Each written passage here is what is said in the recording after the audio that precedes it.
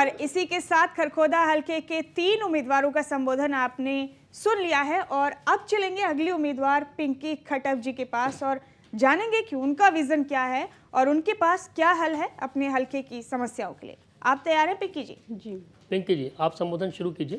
पहले तो मैं खबरें अभी तक की चैनल की सभी टीमों को और खरखोदा हलका के सभी वासियों को जो जूरी राउंड तक हमें पहुंचाया है उन्हें धन्यवाद करती हूं।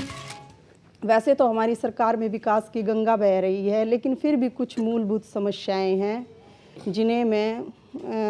जिनका मैं समाधान करूंगी। ग्रामीण स्तर पर कमेटी एक गठित करूंगी। जो ग्रामीण स्तर पर जो कमेटी होगी वो समस्याएं हमें बताएंगे और उनका समाधान हम आगे उठाएंगे। अगर जनता मुझे मौका देती है तो मैं किसान, मजदूर, व्यापारी, पिछड़े व दलितों की नीतियों को लागू करके विधानसभा में उठाऊंगी और उनको लागू करवाऊंगी। जनता और प्रशासन के साथ तालमेल मिलाऊंगी ताकि कानून व्यवस्था बनी रहे, भ्रष्टाचार ना हो और महिलाओं की सुरक्षा के लिए प्राथमिकताएं दूंगी, युवाओं को रोजगार दूंगी और ग्रामीण स्तर पर जो भी काम होगा सभी लोगों के साथ घुल मिलकर काम करूंगी। और वैसे भी खरखोदा वासियों का मन बदल चुका है कि हमारा एमएलए स्थानीय विधायक ही हो। ख़ास तौर पे खरखोदा वासियों का मन ये बदला है कि स्थानीय विधायक हो और महिला ही उम्मीदवार यहाँ से चुनी जाए, जो महिलाओं की सुरक्षा के लिए कदम उठाए, महिलाओं की समस्याओं का समाधान करे। ख़ास तौर पे उनके लिए घर पे जो लघु कुटीर उद्योग हैं उनके बारे में सोचा जाए। अगर मेरे को जनता मौका देती है तो मैं अपने हलके में व्यापारियों व उद्योगपतियों के लिए कारखाने लगवाऊंगी, जिससे ज़्यादा युवाओं को रोजगार मिले। तकनीकी शिक्षा को ज़्यादा बढ़ावा दूंगी। तकनीकी शिक्षा को ज़्यादा प्राप्त करेंगे तो युवाओं को रोजगार पाने में काफ़ी आसानी होगी। और अगर यहाँ के लोग मुझे मौका देते हैं तन मन धन से काम करूँगी। जनता और प्रशासन के साथ तो तालमेल मिलाऊंगी।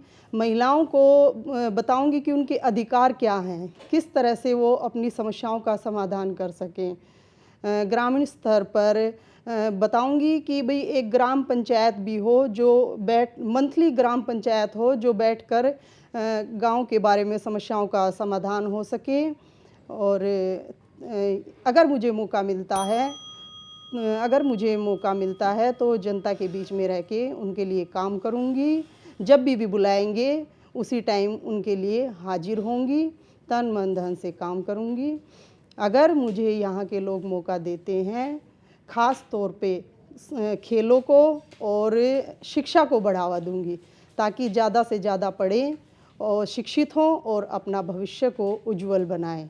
अगर यहाँ की जनता मेरे को मौका देती है, उनकी जो भी समस्याएं होंगी विधानसभा में उठाकर। और अब महज एक ही उम्मीदवार बाकी हैं खरखोदा हलके से जिनका संबोधन हमें और आपको सुनना है और वो हैं पवन कुमार जी। आप तैयार हैं पवन जी? हाँ जी। पवन जी, आपका समय शुरू होता है अब। मैं सबसे पहले अपने क्षेत्र के सभी जनता का धन्यवाद करना चाहूँगा कि जिन्होंने मेरे पर भरोसा किया, विश्वास किया है और यहाँ तक मुझको पहुँचाया है। और सबसे पहले मैं अपने किसान मजदूर भाइयों की बात करना चाहूँगा, क्योंकि मैं ज़मीन से जुड़ा हुआ आदमी हूँ, क्योंकि मेरे दादा, मेरे परदादा, मेरे पापा और अब भी हम भी खेती से जुड़े हुए हैं। तो किसान परिवार की इतनी समस्याएं हैं कि उनका जितना भी हम बोलें उनके बारे में कम है। आज किसान बाढ़ से ग्रस्त है तो कहीं पानी का स्तर नीचे है, तो उसकी इतनी समस्याएं हैं कि अगर मेरे को हमारे हल्के की जनता मेरे को चुनती है, अगर मेरे को मौका देती है तो मैं सबसे पहले किसानों की समस्याओं का हल करूँगा, क्योंकि कहीं पे भूमि जल स्तर नीचे गया हुआ है। अगर मेरे को मौका मिलता है तो सबसे पहले मैं जहाँ पर भी जैसे भी हमारे गांव में तालाब बने हुए हैं उनकी खुदाई करेंगे, उनको 2-3 हिस्सों में बांटेंगे, उनका पार्टीशन करेंगे ताकि ज़मीन जो पानी है वो ज़मीन में ही जा सके और जल स्तर थोड़ा सा बढ़ सके। और दूसरी बात मैं ये कहना चाहूँगा कि जैसे हमारे व्यापारी हैं, उद्योग है तो उसमें भी बहुत ही कमी है। वैसे तो हमारी सरकार ने उनके लिए बहुत कुछ किया है, लेकिन थोड़ी कमियाँ रह ही जाती हैं। तो अगर मेरे को हमारी हल्के की जनता मौका देती है तो मैं उसमें उनको विश्वास दिलाता हूं कि आप इनके सामने हमारी तीसरी पीढ़ी चली हुई है। हमारे हल्के के भली बात ये जानते हैं कि हमारे खून में गद्दारी नहीं है। चाहे कुछ भी हो जाए हम उनके साथ खड़े रहते हैं। हमारे बड़े बुजुर्ग थे वो सभी पूरा क्षेत्र हमारे से वाकिफ़ है कि हमने उनकी क्या सेवा की है और हम क्या करने जा रहे हैं। और दूसरी बात यह है कि भ्रष्टाचार का मुद्दा इतना ज्वलंत है कि पूरा देश इससे वाकिफ़ है। अगर हमारे हल्के की जनता मेरे को मौका देती है तो सबसे पहले इस भ्रष्टाचार को मिटाएंगे और देश में जो गरीबी है उसका लेवल थोड़ा हम उसको ऊपर पहुंचाएंगे, जो गरीबी का उसका लेवल है। और हमारे हल्के में इतनी समस्याएं हैं कि उनका समाधान करने के लिए मैं तत्पर रहूँगा। और हमारी हल्के की जनता से मैं यह अनुरोध करता हूँ कि जो भी उन्होंने मेरे पर विश्वास जताया है उस विश्वास पे मैं खरा उतरूँगा। और दूसरी बात यह है कि कई जगह ये खाप पंचायतों के ऊपर बात उठती है, तो मैं ये सोचता हूँ कि खाप पंचायतें समय समय पर अच्छे फैसले करती हैं, लेकिन जो फैसले कई बार जो गलत होते हैं वो व्यक्तिगत होते हैं, पंचायतों के नहीं होते।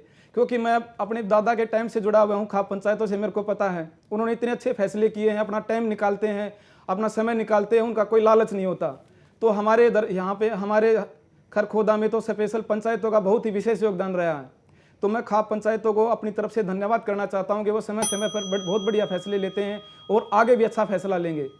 और दूसरी समस्या ये है कि हमारे हल्के में पानी की बहुत समस्या है।